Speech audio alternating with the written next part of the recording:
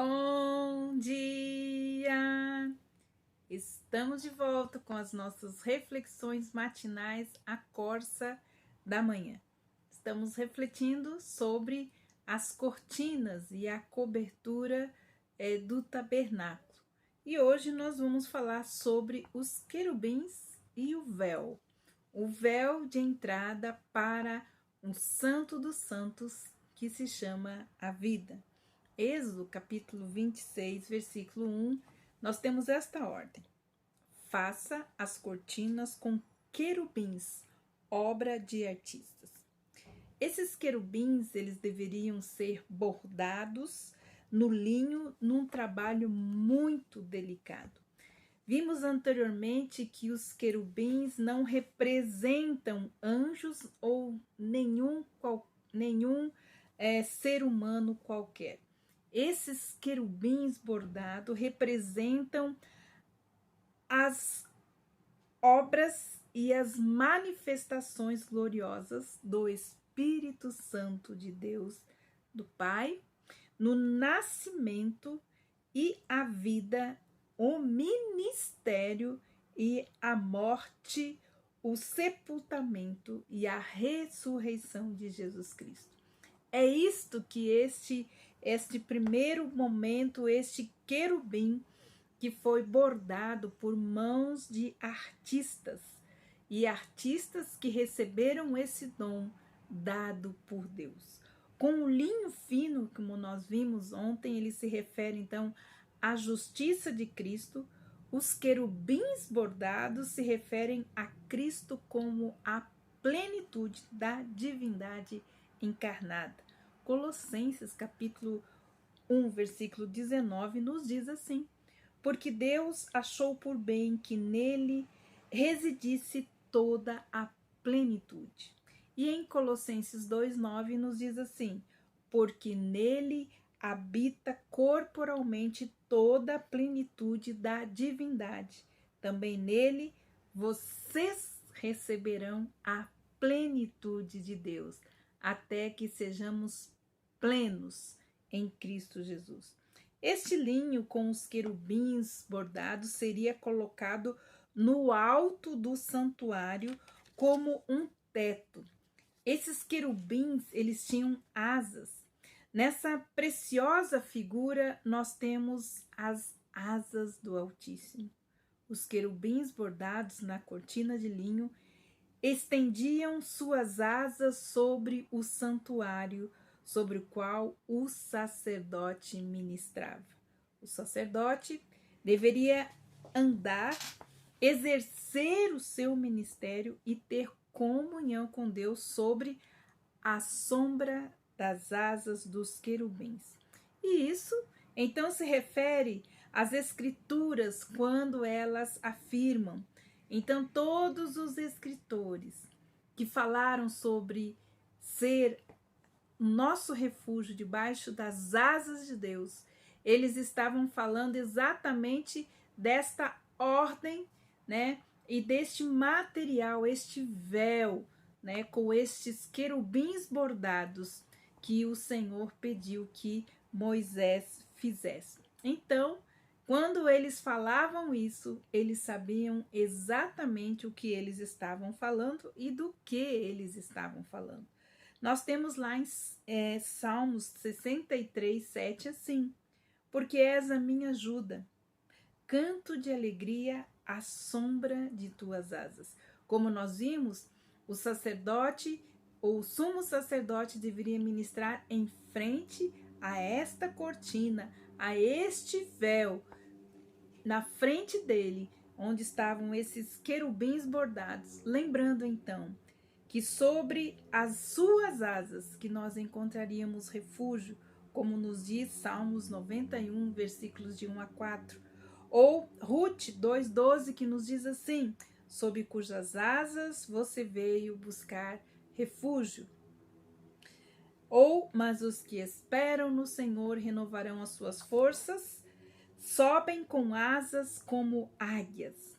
E Mateus 23, 37 diz assim: Jerusalém, Jerusalém, você que mata os profetas e apedreja os que lhe são enviados.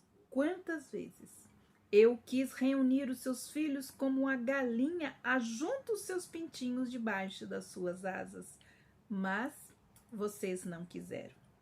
Êxodo 26, de 30 a 35, então estão essas instruções a respeito da convecção dessa cortina ou desse véu. E nós temos assim: faça também um véu de pano azul, púrpura, carmesim e linho fino retorcido. Faça-o com querubins, obra de artistas. Pendure este véu em 4 colunas de madeira de acácia revestida de ouro, e os seus colchetes serão de ouro sobre 4 bases de prata. Pendure o véu debaixo dos colchetes e leve para lá a arca do testemunho para dentro do véu. Fará então esta separação entre o santo lugar e o santo dos santos. Põe a cobertura do propiciatório sobre a arca do testemunho do santo dos santos. E aqui então nós vemos essa ordem do Senhor. Mas vamos ver o que tudo isso então representa para nós, a confecção dessa cortina, deste véu. O propósito dessa cortina ou véu era dividir, como nós vimos ali, o santo lugar do santo dos santos, ou do lugar santíssimo. Este véu ele era bordado com querubins.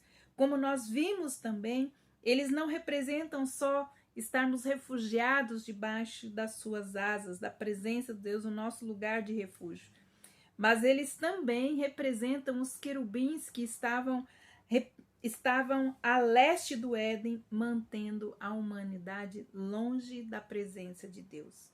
Mas nós sabemos que uma mudança aconteceu. A proibição absoluta de entrar na presença de Deus já não era tão absoluta. Agora, a porta para a presença de Deus tinha uma fenda muito pequena. Agora, o sumo sacerdote, uma vez por ano, acompanhado pela fumaça que se levantava do incenso e pelo sangue do sacrifício, podia entrar então no lugar santíssimo, como nós vemos em Levíticos capítulo 16. Ele poderia entrar no lugar da presença de Deus sobre esta fenda do véu e o acesso direto à presença de Deus. Eram 10 cortinas, então era muito pesado para ele entrar. Então era uma pequena fenda aonde ele entrava com muito esforço. E o interessante é que ele entrava com uma corda então uma corda enrolada nele para que qualquer coisa acontecesse dentro. Então ali, quando ele entrasse no véu, então era pendurada a sua cintura com uns sininhos, e qualquer coisa que acontecesse ou ele demorasse muito para sair de lá, então ele deveria ser puxado pelaquela corda, porque ninguém poderia entrar lá para tirá-lo. Então eles tiravam desta forma. Então olha só, o que nós precisamos entender: ele poderia entrar no lugar da presença de Deus sobre esta fenda no véu e ir direto então à presença de Deus. Nós temos então esse texto também lá em Hebreus capítulo 10, 19 a 22, que nos mostra o caminho para o Santo dos Santos que foi aberto para nós através do véu da carne de Jesus sendo rasgado na cruz. Hoje é pelo nosso sumo sacerdote Jesus que inaugurou então este novo e vivo caminho pelo qual a presença de Deus não é mais, estar na presença de Deus não é mais nenhum obstáculo para nós. Por causa da sua morte lá na cruz e pelo seu sangue derramado, nós nos aproximamos de Deus no Santo dos Santos com um coração purificado e com plena certeza de fé. Certeza que quando o véu do templo se rasgou Isso significou que o sacrifício de Cristo abriu o caminho para a presença de Deus, como nos diz Mateus 27:51. Cristo, o nosso sumo sacerdote eterno, entrou de uma vez por todas na presença de Deus, no Santo dos Santos celestial, em nosso favor. Por isso, podemos hoje nos achegar com confiança ao trono da graça e temos junto ao Pai um advogado que se compadece das nossas fraquezas, das nossas necessidades, como diz Hebreus 4,16. Nós entramos no Santo dos Santos, nós entramos na presença de Deus para termos vida. A entrada para o Santo dos Santos chamava-se vida. E a partir de amanhã, nós vamos então adentrar para o Santo dos Santos e conhecer então os seus segredos revelados para nós. Que Deus abençoe você e até amanhã. E não esqueça, seja qual for a sua necessidade ou a sua fraqueza, você pode chegar na presença de Deus, porque você tem um advogado, um intercessor, um sumo sacerdote que se compadece sim das suas necessidades e das suas fraquezas. Que Deus te abençoe e até amanhã com as nossas reflexões matinais, a Corsa da Manhã.